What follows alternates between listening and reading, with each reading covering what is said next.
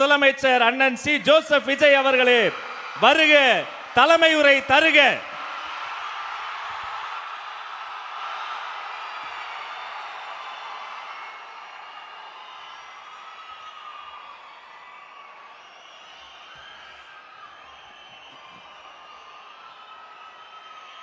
என் நெஞ்சில் குடியிருக்கும்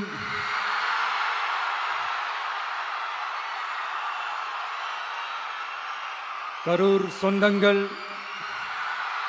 உங்கள் அனைவருக்கும் என்னுடைய வணக்கம்.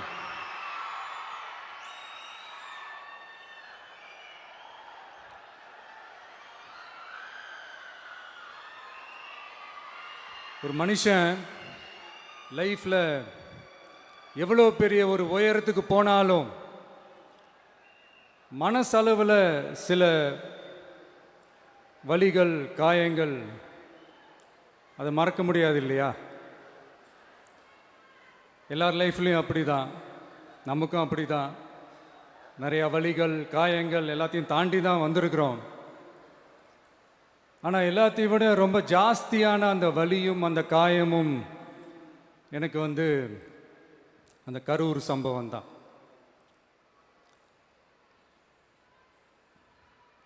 மக்களை சந்திக்கணும், மக்கள் பிரச்சனைகளை எடுத்து பேசணும்.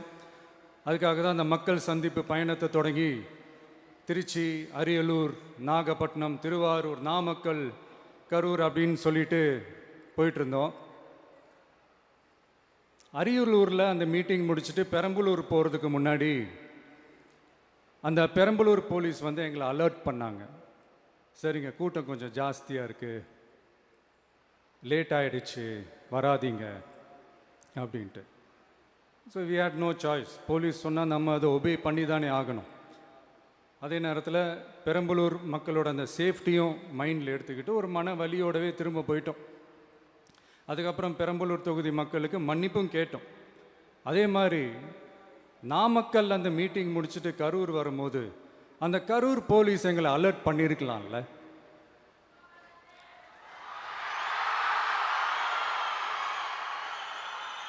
இல்லை சார், இங்கே எதிர்பார்த்ததை விட கொஞ்சம் கூட்டம் அதிகமாக இருக்குது, கண்ட்ரோல் பண்ண முடியல, வராதிங்க. அண்ட் போலீஸ் நினச்சா அவங்க அந்த மீட்டிங்கே கேன்சல் பண்ணலாம். ஏதோ தப்பாக இருக்குது, ஏதோ தப்பாக தோணுது அப்படின்னு நினச்சிட்டாலே they have all the rights to cancel the meeting. எங்ககிட்ட கேட்கணும்லாம் ஒன்றும் அவசியமே கிடையாது. ஆனால் அதையெல்லாம் எதுவுமே செய்யாமல் அந்த ஹைவேல இருந்து அந்த ஸ்பாட்டுக்கு போலீஸே எங்களை உள்ளே கூட்டிகிட்டு வந்து விட்டு அந்த நாடகம்லாம் இருக்கு பாருங்க.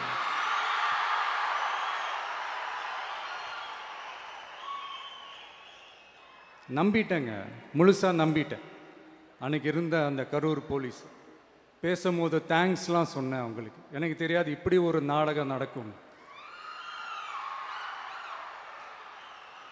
இதுக்கெல்லாம் யார் காரணம்?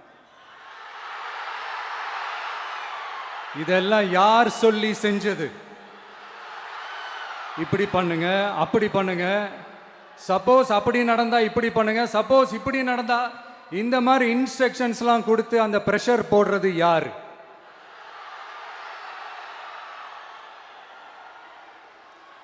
அந்த சம்பவத்தில் நம்ம யாரெல்லாம் இழந்திருக்கோம் தெரியுமா? ஒரு டிவியில் என் படமோ பாட்டோ வந்துச்சுன்னா, அம்மா விஜய் மாமா, அம்மா விஜய் மாமா அப்படின்னு சொல்லி அவங்க அம்மா கிட்ட சிரிச்சுக்கிட்டு அந்த டிவி ஸ்க்ரீனை போய் தொட்டு முத்தம் கொடுத்துக்கிட்டு என் அக்கா தங்கச்சிங்களோட தங்க பிள்ளைகளை இழந்திருக்கோம்யா. மழலை கூட சரியா வராதப்போ ஒரு பேப்பர் மேகசினில் என் ஃபோட்டோவை பார்த்தா அது சிரிச்சுக்கிட்டு அந்த கள்ளங்கபடம் இல்லாத அந்த சிரிப்பு, அந்த கடவுள் மாதிரி இருக்கிற அந்த பச்சை பிள்ளைங்களை இழந்திருக்கோம்யா. என் அக்கா, தங்கச்சி, அண்ணன், தம்பி, குடும்ப உறவுகளை இழந்து அந்த வலியோட இருக்கிற என்ன நீங்க ஏளனமா பேசுறீங்களா? என் மேல பழிய தூக்கி போடுறீங்களா? இப்படி ஒரு சம்பவம் நடந்துருச்சு. இது ஏன், எதனால, அதுக்கான பின்னணி என்னன்ட்டு அந்த வலியோட வீட்டில் உட்கார்ந்துட்டு இருக்கிற ஓடி ஒளிஞ்சிட்டான்னு வர சொல்றீங்களா? வாயின்னு முன்னிருந்தா என்ன வேணாலும் பேசுவீங்களா?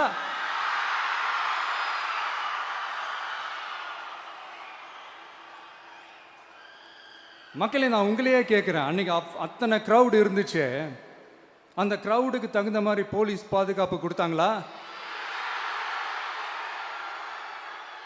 இந்த இடத்தை எடுத்துக்க சொல்லி நாங்க தான் சொன்னோம்னு ஒரு போலீஸ் ஆபீசர் பேட்டி கொடுக்கிறாரு, அதுக்கு என்ன அர்த்தம்? இவ்வளோ வலி, இவ்வளோ காயங்கள் கொடுத்துட்டு பழியை தூக்கி நம்ம மேல போட்டுட்டு அதுல ஒரு அரசியல் ஆதாயம் தேடுறீங்களேயா? இதுல வாய் கூசாம சட்டசபையில ஸ்டாலின் சார் நம்ம மேல திருப்பி விட்டு அங்க ஒரு அரசியல் செய்றாரு, அதுக்கு என்ன அர்த்தம்? நமக்காக வந்திருக்கிற மக்களை காக்க வைக்கிறதுக்கு நான் ஒன்றும் ஆதாயம் தேடுற அரசியல்வாதியெல்லாம் கிடையாது. மக்களுக்காக அரசியலுக்கு வந்தவன் இந்த விஜய். எனக்காக எல்லாமும் கொடுத்த என் மக்களுக்காக எல்லாத்தையும் விட்டுட்டு மக்களுக்காக மட்டுமே அரசியலுக்கு வந்தவன் இந்த விஜய். அவங்களுக்காக நன்றி கடன் செலுத்துறதுக்காக மட்டுமே அரசியலுக்கு வந்தவன் இந்த விஜய். உங்களுக்கு தான் இந்த விஜயை பத்தி நல்லா தெரியுமே. ஆனா நம்ம எல்லாருக்குமே இத்தனை வலிகள் காயங்கள் கொடுத்தவங்களுக்கு இந்த 2026 தேர்தலில் தக்க பதிலடி கொடுத்துட்டீங்க. ஆனா அது மட்டுமே பத்தாது மக்களே, அது மட்டுமே பத்தாது. காலகாலத்துக்கும் எழுந்திருக்கவே முடியாத அளவுக்கு நிரந்தரமான ஒரு பதிலடியை நீங்க கொடுத்துக்கிட்டே இருக்கணும்.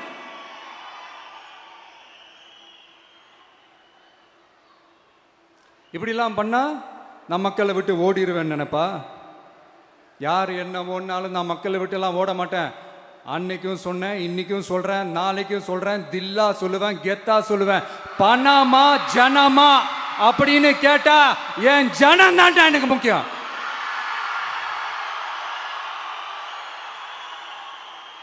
மக்களே, உங்களை விட எனக்கு இந்த காசு பணம் முக்கியமா என்ன? இவ்வளோ குறைகள் நம்ம மேல சொல்றாங்களே, இப்போ நான் சொன்ன மாதிரி அவங்களால ஓப்பனா சொல்ல முடியுமா? அந்த தில்லு இருக்கா, திராணி இருக்கா? ஒரு கிடையாது. ஆனா நம்ம மக்கள் அமைச்சு கொடுத்த நம்ம அரச குறைகள் மட்டும் டிசைனா மாடலா குறைகள் மட்டும் சொல்லுவாங்க.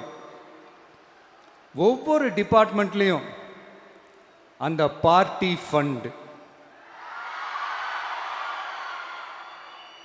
அந்த கட்சி நிதின்ற பேர்ல அடிக்கிற கொள்ளையெல்லாம் இந்த தீய சக்தியா இருக்கட்டும், தீந்து போன சக்தியா இருக்கட்டும், ரெண்டு பேரும் மாறி மாறி இதே தான் செஞ்சிட்டு இருக்கிறாங்க.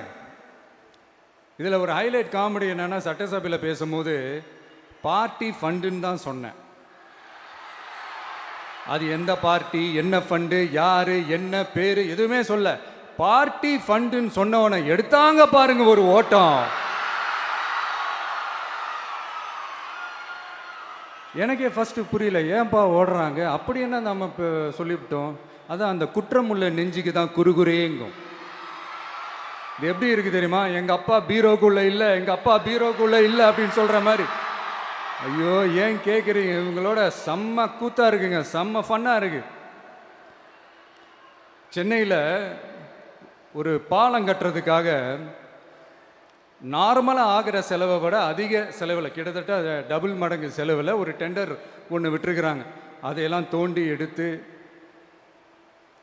அதெல்லாம் இப்போது கண்டுபிடிச்சி கேன்சல் பண்ணியிருக்கிறோம். இன்னும் எத்தனை கோடி ஊழல், எத்தனை லட்சம் கூடல் தோண்ட வருமோ எங்களுக்கே தெரில. ஒவ்வொரு முகமுடியாக கிழியுது. ஐயோ, இந்த விஜய் ஒவ்வொரு கதையாக எடுத்து வெளியில் விட்டுருவான் போலேன்ட்டு திரும்புகிற பக்கம்லாம் கதறல் கதறல் கதறல், காதலேருந்து ரத்தம் வராத குறை. ஆமாம், இப்படி ஊழல்லே ஊறி போனவங்க இப்படி தான் இருப்பாங்க.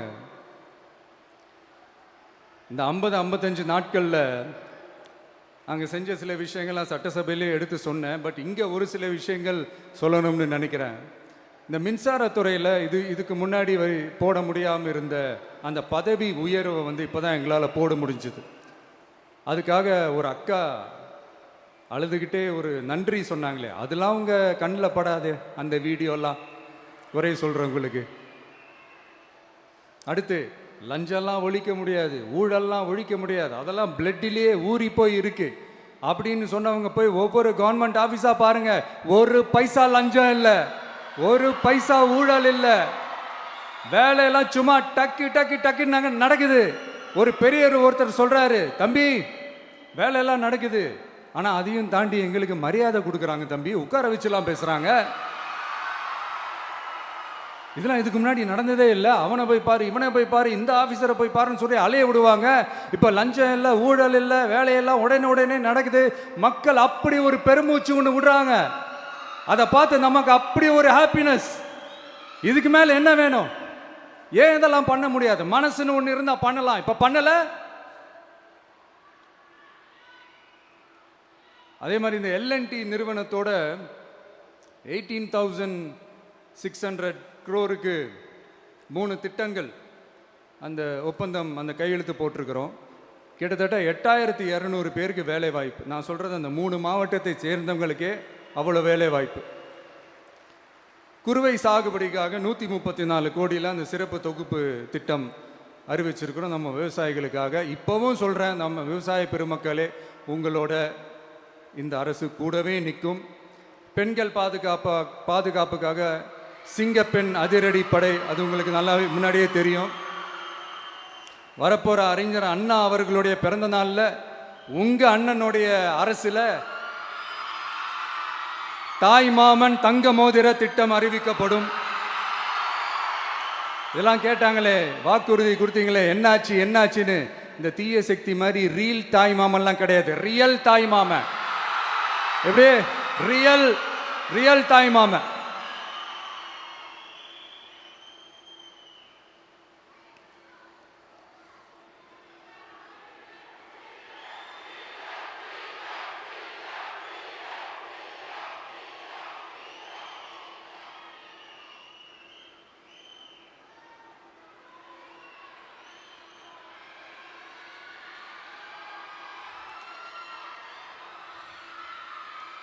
இந்த தீய சக்தியை பற்றி, அவங்க நிர்வாகத்தை பற்றி ஒரு வெள்ளை அறிக்கையை ஒன்று வெளியிட்டோம்ல, அது ஷார்ட் அண்ட் ஸ்வீட்டாக சொல்லணுன்னா, ஒரு ஓட்டை பாத்திரத்துக்குள்ளே தண்ணி ஊற்றிக்கிட்டே இருந்திருக்கிறாங்க.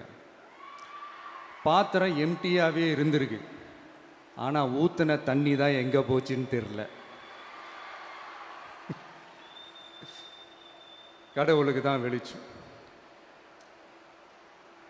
அது மாதிரி இப்போ நம்ம சொன்னதெல்லாம் சும்மா ஒரு சாம்பிள் தான். இன்னும் வரப்போகிற நாட்களில் உங்கள் அரசனுடைய அந்த விஸ்வரூபத்தை நீங்கள் பார்ப்பீங்க. அடுத்து வாயத் தொடங்க சிஎம். அடாடா, உங்கள் சிஎம் நெஞ்சிலேயே குத்திட்டு வந்தீங்க பாருங்க, அதெல்லாம் வேற லெவல். பேசுங்கன்றீங்க, பேசுனா எந்திரிச்சு ஓடிடுறீங்க. இனிமேல் பேச ஆரம்பிக்கிறதுக்கு முன்னாடி என்ன பண்ணணும் அப்படின்னா, ஒரு நண்பர் ஒருத்தர் சொன்னார், மாண்புமிகு பேரவைத் தலைவர் அவர்களே, எல்லா டோரையும் இழுத்து லாக் பண்ணுங்க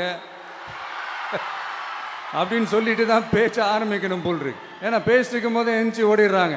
5 நிமிஷம் பேசினதுக்கே குளத்தூர்ல கொத்து பரோட்டா போட்டாங்க. இதுக்கு மேலே பேசினா மொத்தமாக முடிஞ்சிடும், பார்த்துக்கங்க.